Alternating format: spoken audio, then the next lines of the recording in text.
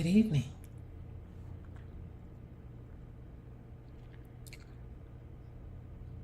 How did I get started with gaming? I sort of stumbled into it, to be honest. I played as a teenager, and it was a passing hobby. I think I remember playing Donkey Kong Jr. and Donkey Kong, and I enjoyed that. And it was part of our like family gaming night.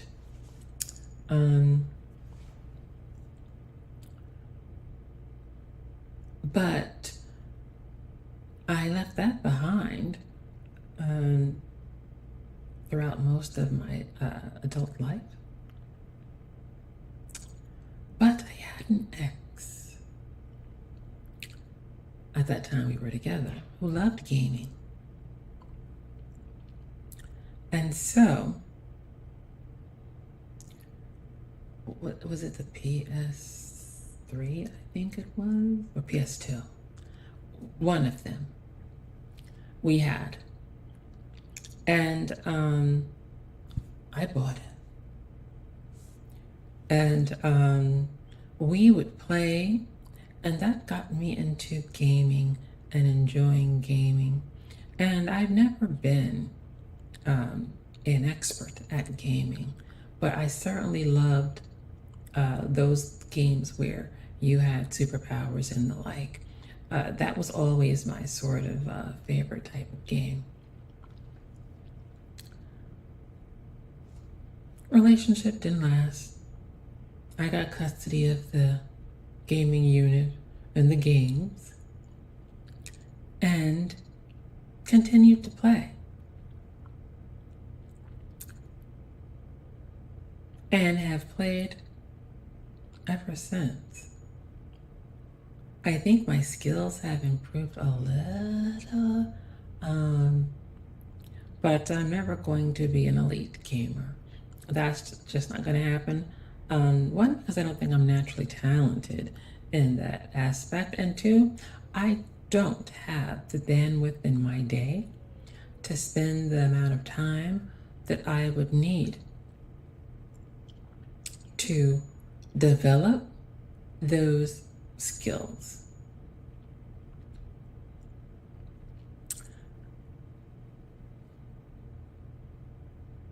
I am a person who learns well. I can be educated. I love being educated. But I am not one of those naturally intelligent people or naturally gifted people.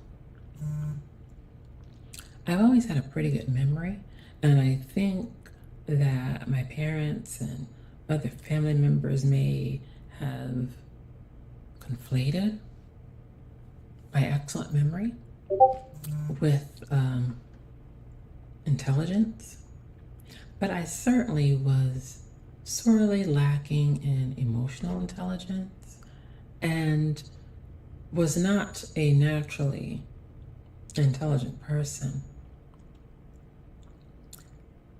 And it took me until I was well into adulthood to understand that and to tailor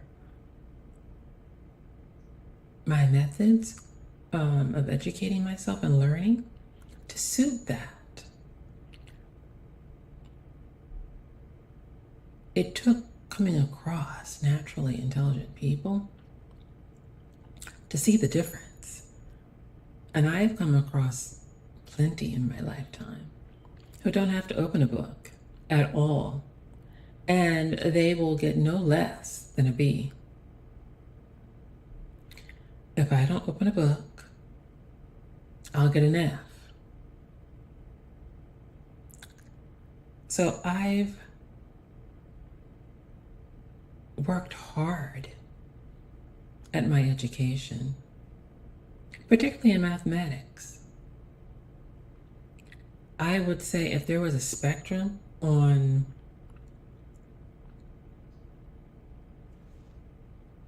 I guess normality, and maybe even to the point of having some sort of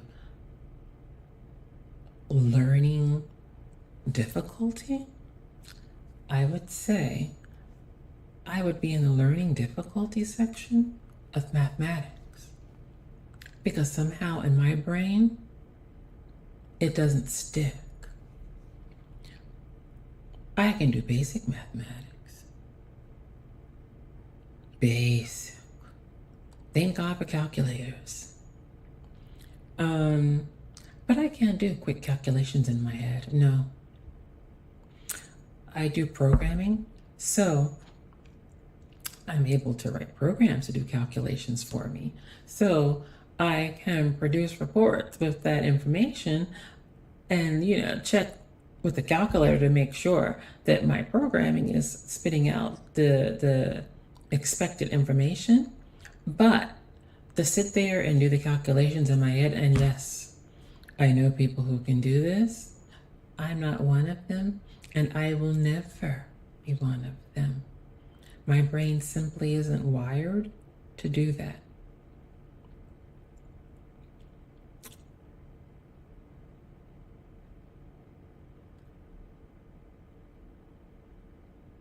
But that's not to say that with tutoring, lots of studying, crying, praying,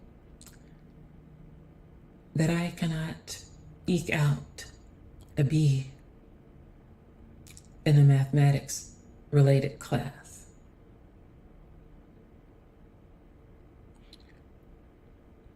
It just requires a whole hell of a lot more effort on my part. And knowing that about myself, when I would have those classes, I would make sure that I would have a lighter semester.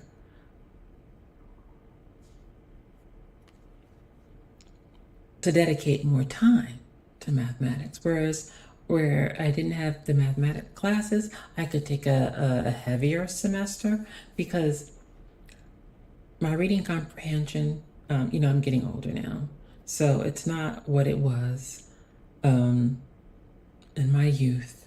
Wow. But in my youth, my heyday, my reading comprehension was such that I could retain that information for several different classes with ease. But part of that was the method that I used for taking notes. So I would, to supplement or support my pretty good memory, I would take my laptop to class.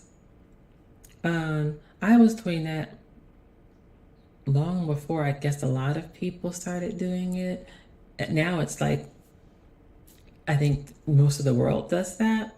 But at the time I was doing it, they thought it sort of strange to have your laptop there. And I'm like, well, I'm working full time. I'm going to school. For me to really learn, my handwriting is atrocious. Atrocious. To the point where sometimes I can't understand it. So, I'm taking notes. I get back home, I'm trying to study. I can't understand my notes. That's an impediment to my actually learning the material. So, having the laptop, typing my notes,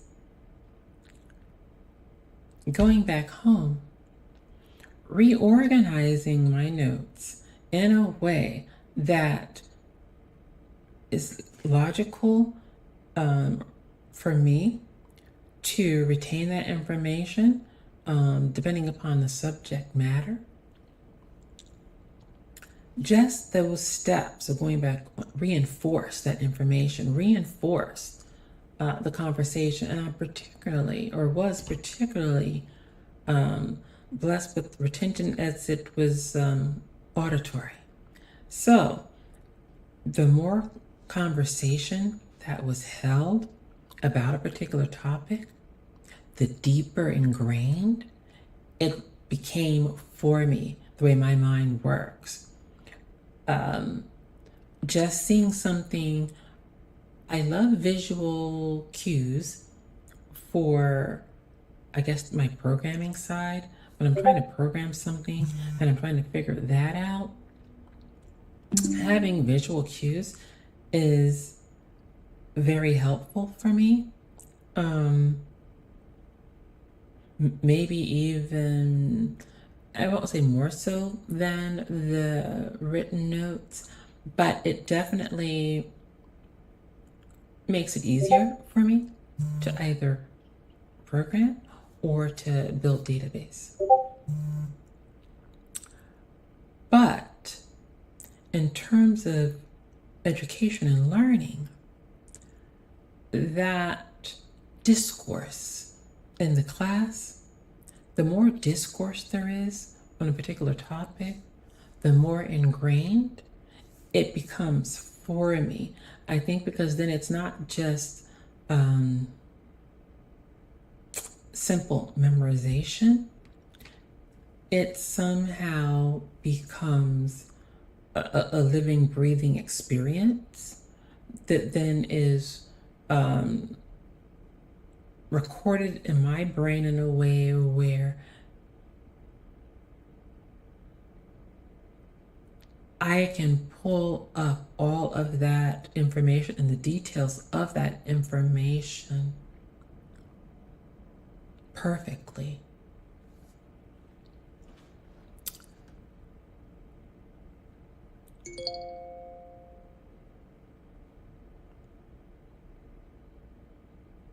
But that is all work, and putting the time in to do that. I spoke before about having grace, and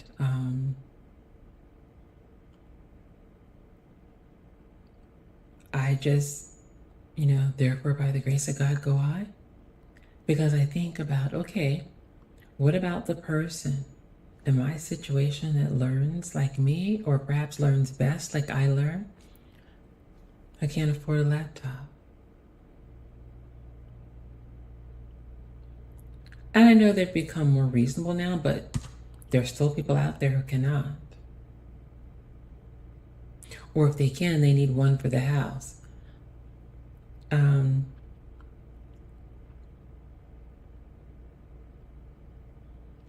So, yes, that has been my path to gaming.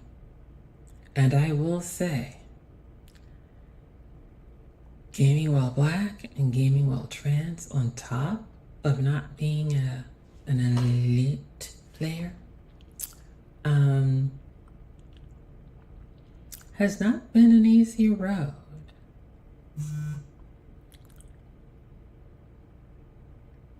You find yourself in parties where, particularly games where, let's say you have to do a raid, which is, some sort of event that requires a group of people to perform a particular activity.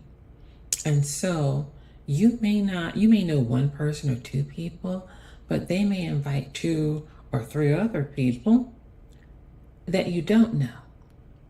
So these people know nothing about you, and you know nothing about them. And they start having a conversation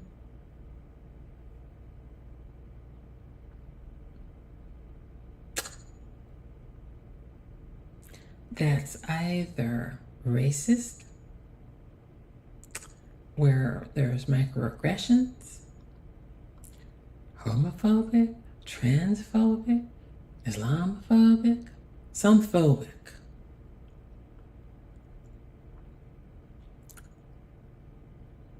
And I will say that there are a lot of phobics in the gaming community. So that makes the task of doing group activities that much more difficult, because you're always having to filter out certain people because they're going to either offend you or offend someone that's your friend.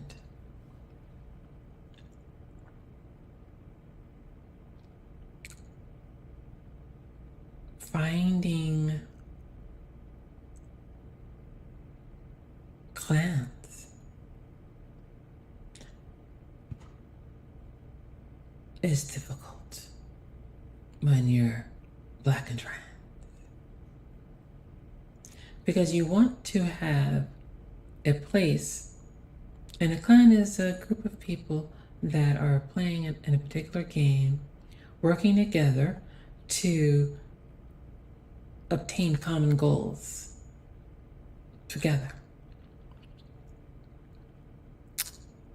You would like your clan to be sort of like your home, where you have serenity, where it's a safe space.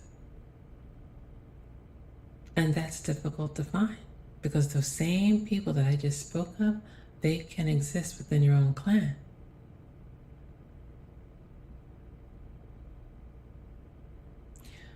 Or you may have certain clans where maybe the clan leadership may not take issue, but they can't control all of their members.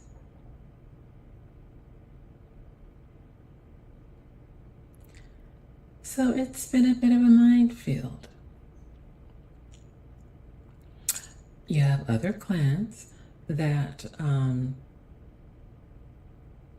may be created by LGBTQ plus people. The problem of some of them, I haven't been to all, but the problem with a couple of them that I have visited, for me, is that I'm an older gamer, and so while I can crack a joke here or there, with I guess a little sexual innuendo, it's not, and that's fine here and there. I mean, and especially where appropriate. Let's just say something happens, you make a funny of it. But some of them or some of their members, it's every other thing, every other word. It's constant, and I'm like, oh, that's too far for me. So you can't be comfortable there because it's just, and I liken it to me. It's sort of like people who just find faith or spirituality. Well, I'm going to say religion. Let's say religion. I don't want to say spirituality. I want to say religion. Because a lot of them kick through the good doors of religiousness with such fervor and passion that they lack grace for others and are filled with judgment as if they were. For me, my guiding force is God. I don't know who yours is, but as if it, or even if you have one, but for those who do, as if it were their guiding force. And then, as time goes on, and they make mistakes, and those around them make mistakes, as inevitably they will do and will happen, that piety that they once had comes down and many of them, not all, and they go from that religious fervor they once had to having grace, or from being a religious zealot to having spirituality. And I find that a lot of members that are new in the LGBTQ plus community, some of them have that same sort of manner of carrying themselves, in that they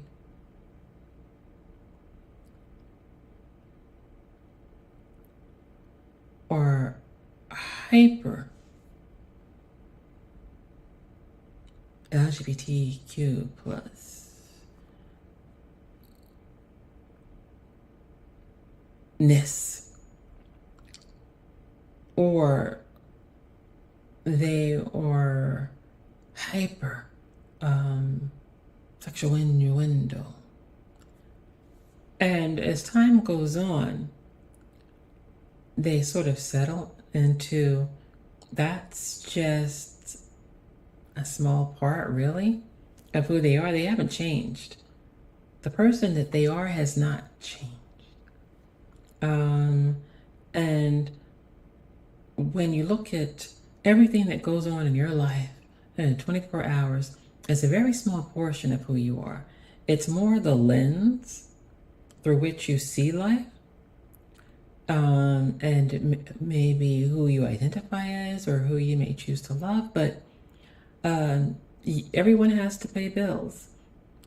People have to work. People have to eat. People have to cook. People have to clean, or have someone come to clean, or a combination.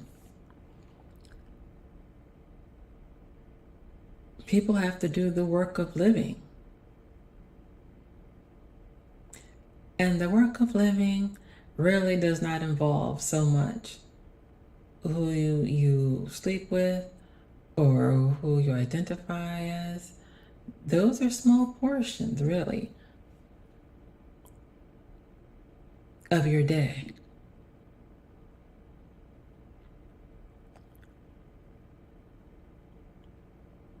But that is my life in gaming and how it came to be, and how that little subgroup of people in the world is quite representative of what you see in the greater world.